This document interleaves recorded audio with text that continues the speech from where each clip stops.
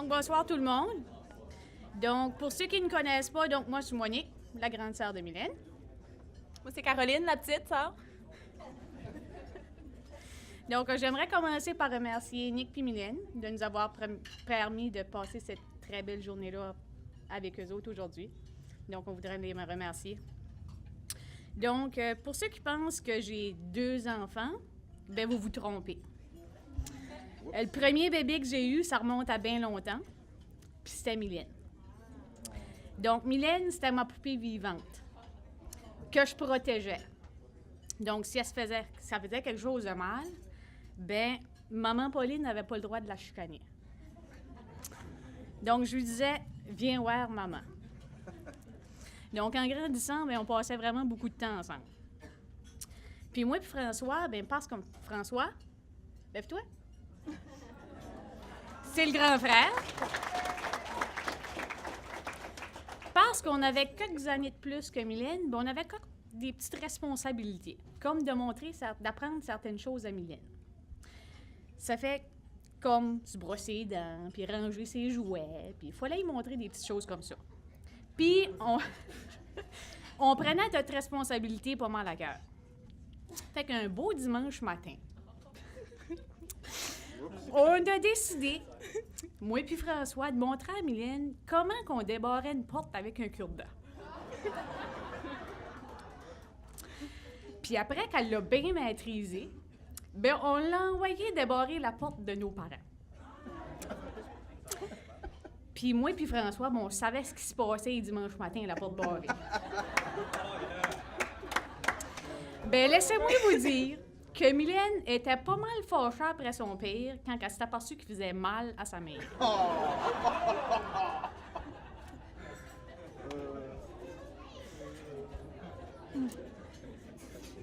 Un beau jour, ben, quand j'avais 13 ans, puis je m'apprêtais de sortir à une soirée une petite danse d'école, ben, elle voulait pas que je parte parce qu'elle était pas mal attachée à moi, puis elle voulait pas que je m'en aille. C'est qu'elle a dit, ben moi, là, quand je vais avoir ton âge, là, ben moi, je vais pas sortir. Ça fait que là, je sais pas si ma tante Marie-Claire, tu te rappelles de ça, mais on lui a fait écrire, puis on lui a fait signer son nom. Ben quand elle a eu ses licences, laissez-moi vous dire qu'à chaque fois qu'elle avait la chance, elle demandait à ma mère, « T'as-tu des commissions, que je pourrais te faire? » Puis ceux qui connaissent ma mère, bien, ils savent qu'elle n'aime pas ça sortir de la maison. Fait que Mylène, elle partait, elle allait faire des commissions, parvenait pas. Donc, elle a vite compris comment ça marchait.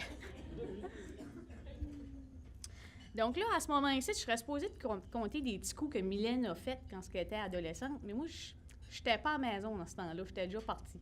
Fait que je vais laisser ça à Caroline, elle en a des bonnes à compter. Yes!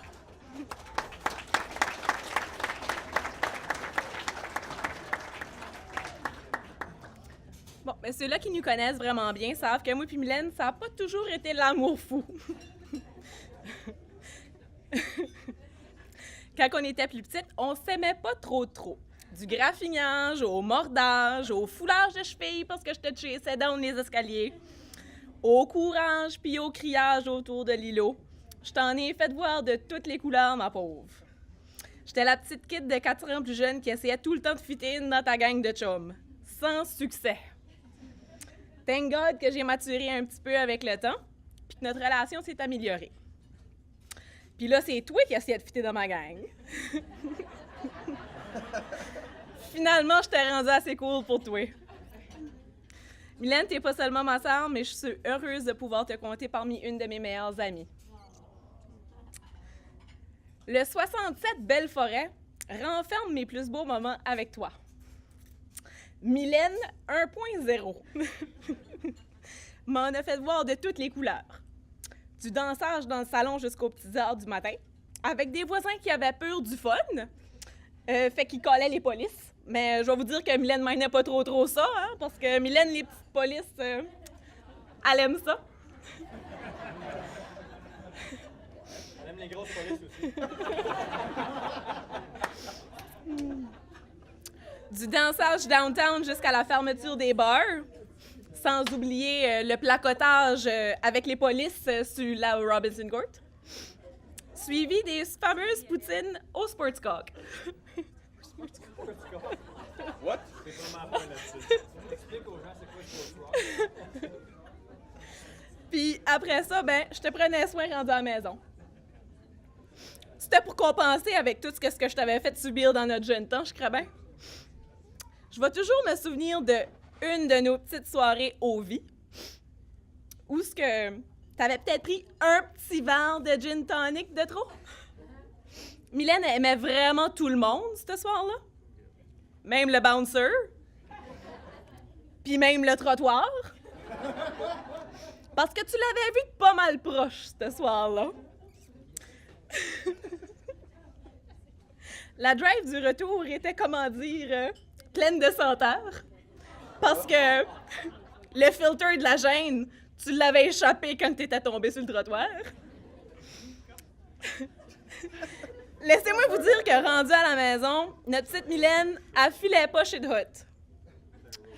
Après l'avoir installée confortablement dans son lit avec la poubelle aux côtés de sa tête, puis les 15 serviettes sur le lit, sur mon couvre-lit blanc, Mylène a quand même réussi à trouver le 10 cm² qui avait pas de serviette dessus. Puis elle avait visé ça comme une championne avec son vomi. Ceux-là qui connaissent ma relation avec le vomi vont vite comprendre que Mylène avait eu peur en maudit que je la jette dehors. Croyez-moi, ça a été la dernière fois que Mylène a vomi chez nous. La première et la dernière. Mais bon, on faisait pas juste le party, hein? Des fois, on restait tranquille à la maison. Puis un bon jour, ben, j'ai fait découvrir c'était quoi Tinder. C'est quoi Tinder? Pour ceux qui savent pas c'est quoi, c'est une application que tu as sur ton cellulaire. Oh, ben, attends un peu, c'est pas rendu là encore. Où ce que tu vois juste des photos du monde. Si que tu les trouves hot, tu les likes. Si que tu les trouves pas hot, tu les likes pas. Si que les deux personnes se like, vous pouvez vous parler. Mais 95% du temps, c'est des esclaves. C'est ça, c'est ce que moi j'ai. Fait qu'il y a différentes catégories. Ça, c'est ce que moi j'ai pogné. Ça, c'est ce qu'il y a sur la liste Annick. Oh, D'autres, ils vont être papa. Ils font un petit peu peur. Ça, là, c'est du monde que moi, j'avais sur mon Tinder que j'ai screenshoté. C'était mes options. Bon. Fait que, I guess que Mylène a été plus chanceuse que moi, parce que pour ceux-là qui le savaient pas, c'est comme ça que nos deux petits amoureux se sont rencontrés.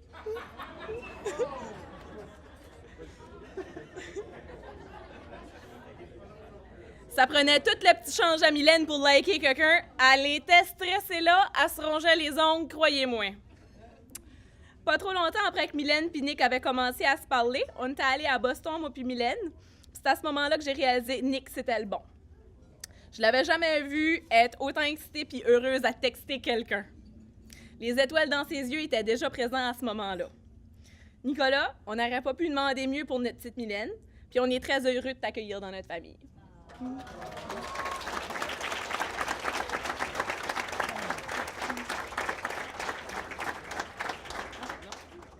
Donc, avant de finir, on va être un petit peu plus sérieuse. Puis on va vous donner un petit peu de conseils pour avoir un mariage heureux. Donc, premier conseil, bien, essayez pas de changer l'autre. Hein? Soyez vous autres mêmes. Deuxième, même si c'est pas toujours facile, reconnaissez que vous n'avez pas toujours raison. Ça, là, il peut être difficile. Pas mal. Troisième, continuez à avoir des dates tout au long de votre mariage. Puis ça, ben, j'ai entendu parler que Myriam pourrait vous donner des conseils là-dessus.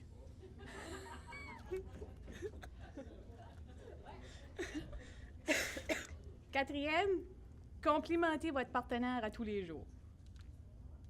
Cinquième, respectez votre partenaire. Puis le sixième, le dernier, mais le plus important, Nicolas, ça c'est important que tu prennes des notes de ça. Les femmes, ça aime se faire écouter. Ils disent happy wife, OK, on recommence. Happy wife is a happy life. OK? Mais le plus important, c'est couche-toi jamais le soir avec le cul qui pique, parce que tu vas te réveiller avec la main qui pue. Mais non, Nick, ben pas ça. Depuis le dernier mois. Donc, sur ce, je vous invite à lever votre verre pour souhaiter une longue vie d'amour à Mylène et à Nicolas. Cheers! Un bon speech, bon speech.